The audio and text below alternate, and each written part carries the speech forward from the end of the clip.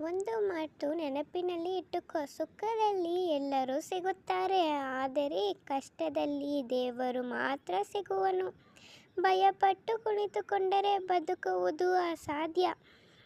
ತಪ್ಪು ಸರಿಯೋ ಹೆಜ್ಜೆ ಹಾಕಿ ನೋಡು. ಗೆದ್ದರೆ ಮುಂದೆ ನಡೆಸುತ್ತದೆ, ಸೋತರೆ ಮುಂದೆ ಹೇಗೆ ಹೆಜ್ಜೆ ಹಾಕಬೇಕು ಎಂದು ತಿಳಿಯುತ್ತದೆ.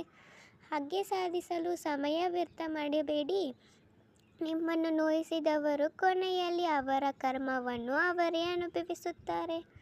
ಅವರವರು ಮಾಡಿದ್ದು ಅವರೇ ಅನುಭವಿಸುತ್ತಾರೆ. ಅದು ಒಳಿತಾಗಲಿ ಕೆಡುಕಾಗಲಿ ನಾವು ಯಾರಿಗೂ ಏನೂ ವಹಿಸದೆ ಸುಮ್ಮನೆ ಇದ್ದು ಕಾದು ನೋಡಬೇಕು ಅಷ್ಟೇ. ಜೀವನದಲ್ಲಿ ಇನ್ನೊಂದು ಯಾರಿಗೂ ಮಾಡಿದ್ದು ಉಪಕಾರ ವ್ಯರ್ಥವಾಗುವುದಿಲ್ಲ. ಒಂದಲ್ಲ ಒಂದು ರೀತಿಯಲ್ಲಿ ನೋಡು, ಯಾವುದೋ ರೂಪದಲ್ಲಿ ನಿನ್ನ ಬೆಲೆ ಬಂದೇ ಬರುತ್ತದೆ. ತೊಂದರೆಗಳಿಗೆ ಎರಡು ಕಾರಣವಂತೆ. ಒಂದು ಕೆಟ್ಟವರನ್ನ ಮೇಲೆ ನಂಬಿಕೆ ಇಡುವುದು, ಇನ್ನೊಂದು ಒಳ್ಳೆಯವರ ಮೇಲೆ ಸಂದೇಹ ಪಡುವುದು. ಅನುಮಾನ ತಪ್ಪಾಗಬಹುದು, ಆದರೆ ಅನುಭವ ತಪ್ಪಾಗಲಾರದು. ಏಕೆಂದರೆ ಅನುಮಾನ ಮನಸ್ಸಿನ ಕಲ್ಪನೆ, ಅನುಭವ ಜೀವನದ ಸತ್ಯ ಘಟನೆ. ತೊಂದರೆಗಳು ಹಾಕಿ ಹೆದರು ಬರೆಯುವುದಕ್ಕೂ ತಡೆಯಾಗುತ್ತದೆ, ಹೆದರಿಸಿ ಮಾಯವಾಗುತ್ತದೆ.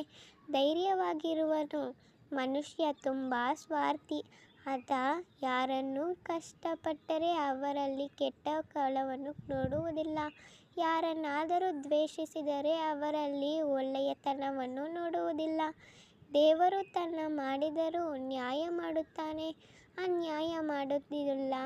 ತಡ ಆಗುವುದಾದರೆ ಅದರ ಹಿಂದೆ ನಡುಗುತ್ತಾ ನಡೆಯುತ್ತದೆ. ಕಾದು ನೋಡೋಣ.